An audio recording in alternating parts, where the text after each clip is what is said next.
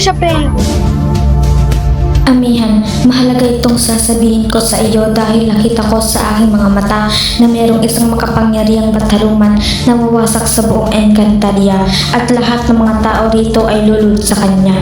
Perena, mabuti't narito ka sapagkat kinakailangan mo itong malaman. Amihan, Perena, ang batalumang aking tinutukoy ay si Gargan. Si Gargan ang mag-aasik ng lagim dito sa buong Encantadia.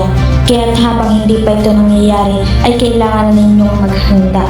Abisala Maestes sa inyo.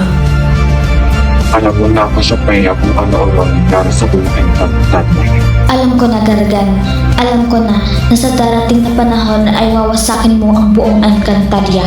Ngunit nagkakamali ka sapagkat hindi ka magtatagumpay sa iyong binabalak dahil sa tatlong panahon matatalo ka din ng mga makapangyarihang sangre. Pagbabayaran mo, Kasyapeng, ang iyong ginawa.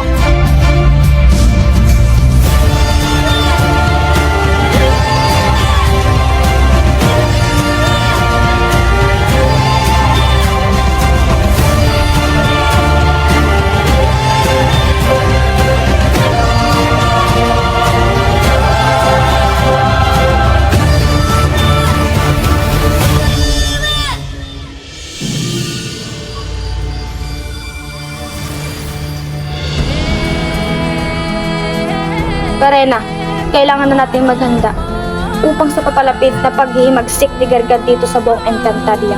Sige, amihan.